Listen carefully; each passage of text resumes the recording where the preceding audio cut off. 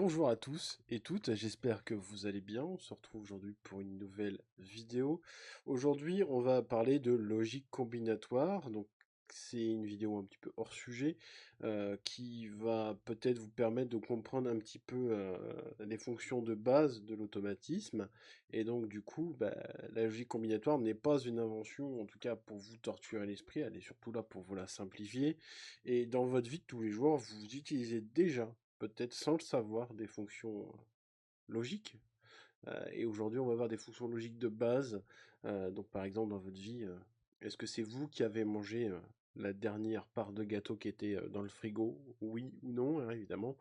Est-ce que dans vos recettes de cuisine, vous ajoutez de la farine et du beurre ou du râpé de courgettes si vous voulez faire un moelleux au chocolat et vous faites attention à votre ligne, vous utilisez le râpé de courgettes pour remplacer le beurre.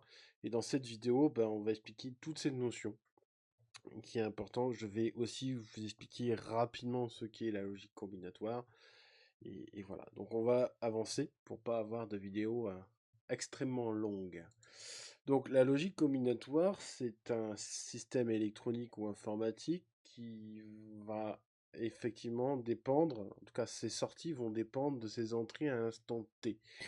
Et l'avantage de la logique combinatoire, c'est qu'il n'y a pas de mémoire. C'est-à-dire que si vous coupez le courant sur un système combinatoire, vous remettez le courant, il se passera, ça fonctionnera comme avant. C'est-à-dire qu'il n'y a pas de perte de données ou pas de perte de mémoire en cas de coupure. Donc, ce qui est vraiment important, on regarde l'état des entrées à l'instant T pour interagir sur la sortie. Et donc, la première fonction qu'on va voir, c'est la fonction oui. C'est la fonction très simple, c'est la plus simple de base. Donc, la fonction oui, c'est si l'entrée A est vraie, alors ma sortie S est vraie. Et donc, l'équation qui s'en découle, c'est A égale S, donc A, c'est mon entrée, qui va être égal à ma sortie. Sa table de vérité, c'est globalement une table de vérité vous permet de faire une équation, et l'équation vous permet de faire sa table de vérité. Donc si A est égal à 0, S est égal à 0. Si A est égal à 1, S est égal à 1.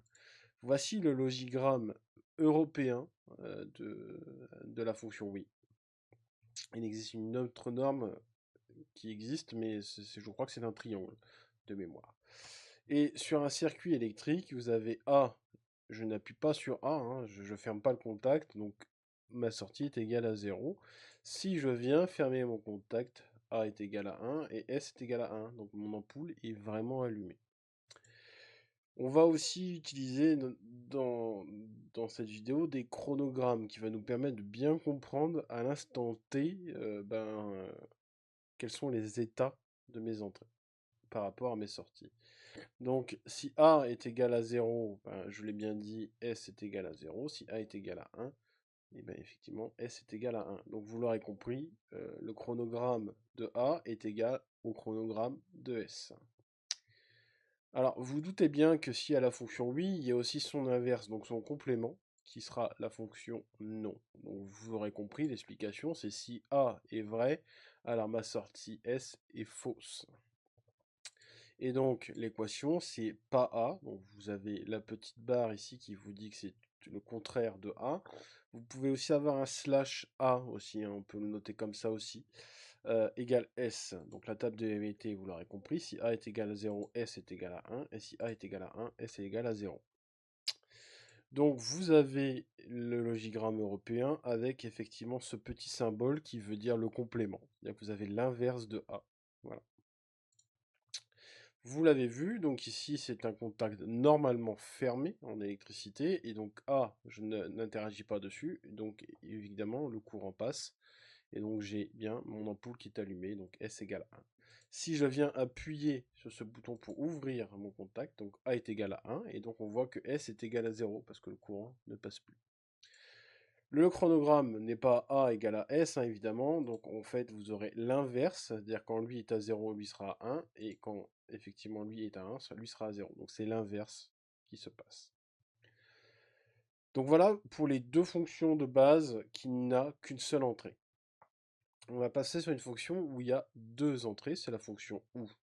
Alors, la fonction OU, c'est si l'entrée A ou B est vraie, ou les deux bien évidemment, alors sa sortie S est vraie. Et donc l'équation c'est A ou B égale S. Donc le OU est noté par un petit plus.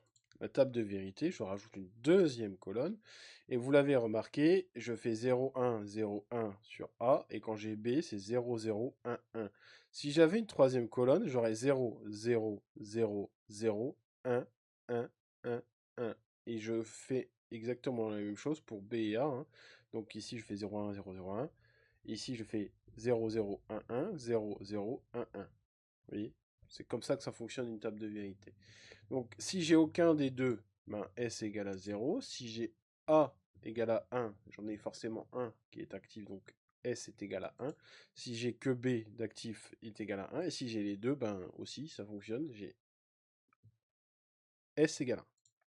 Voici le logigramme, donc on voit que c'est supérieur ou égal à 1. Donc dès que j'ai l'un des deux, forcément je vais venir piloter ma sortie. Alors électriquement, ça se symbolise comme ça. Donc électriquement, on peut mieux voir que si j'ai A ou B ou les deux, bah, ma sortie sera à 1. Voilà. Et du coup, le chronogramme, ben, c'est comme ceci. Je vous laisse le temps de regarder. Alors, il y a la fonction OU, mais il y a aussi la fonction ET. Et la fonction ET, c'est si j'ai l'entrée A et B en même temps vraie, alors j'ai ma sortie qui est vraie. L'équation, c'est celle-ci, c'est A et B égale S. Le E est symbolisé par un petit point. Sa table de vérité, vous l'aurez compris, si j'ai aucun des deux, S égale à 0. Si j'ai que A, il est égal à 0. Si j'ai que B, il est égal à 0. Si j'ai les deux, eh ben, effectivement, j'ai S égale à 1. La fonction E, le logigramme est comme celui-ci, et on va voir le schéma électrique qui est beaucoup plus parlant. Si j'ai aucun des contacts appuyés, bah forcément je n'ai pas ma lumière d'allumée. Si j'ai que un des deux allumé, bah forcément un des deux entrées à 1, je n'ai aucune. Ma sortie est à 0, vu que de toute façon le courant ne peut pas passer. Par contre, si j'ai A et B, donc le courant peut passer, donc j'ai bien ma lumière qui peut s'allumer. Le chronogramme, ça donne celui-ci, et on voit bien qu'il faut bien que j'ai les deux d'actifs en même temps pour pouvoir à ce que ma sortie soit active. Alors, une dernière fonction très intéressante, c'est l'inhibition. Alors, l'inhibition, c'est quand on veut inhiber une entrée spécifique pour qu'on puisse avoir notre sortie à 1. Donc un exemple, si l'entrée A est vraie et que la sortie B est fausse, donc ça veut dire que je veux inhiber ma sortie B, ma sortie sera à 1. Du coup, l'équation, c'est A et pas B égale S. Vous aurez aussi la même chose si c'était pas A et B égale S. Hein. C'est exactement la même chose. Le tout, c'est d'avoir exactement la même écriture. La table de vérité, vous l'aurez compris, si j'ai les deux à 0, effectivement, je suis à 0. Si j'ai A à 1 et pas le B, ben forcément, je suis à 1. Si j'ai l'inverse, je suis à 0. Et quand j'ai les deux à 1, je suis à 0. Le symbole, en tout cas le logigramme européen, c'est celui-ci, avec un et on voit le complément de l'entrée B. Sur un schéma électrique, vous voyez que quand je n'appuie pas sur A et que j'ai mon contact normalement fermé de B, il n'est pas appuyé, j'ai pas ma lumière d'allumée parce que le courant ne passe pas. Par contre, si je commence à appuyer sur A mais que je n'appuie pas sur B, j'ai bien ma lumière d'allumée. Et quand j'appuie pas sur A et que j'appuie sur B, ici ça s'ouvre dans tous les cas. Et du coup, ben, ma lumière ne reste pas allumée. De toute façon, dans tous les cas, je n'appuie pas sur A. Donc là, il y a bien une erreur. C'est un contact normalement ouvert que j'aurais dû mettre. Et du coup, bah voilà. Et donc, si j'appuie sur les deux, bah, j'ai forcément mon contact NC qui, lui, va s'ouvrir. Et donc, je n'ai pas ma lumière qui s'allume. Donc, pour le logigramme, ben, c'est toujours pareil. Hein, c'est si j'ai A et pas B, ben, j'ai bien ma sortie qui est à 1.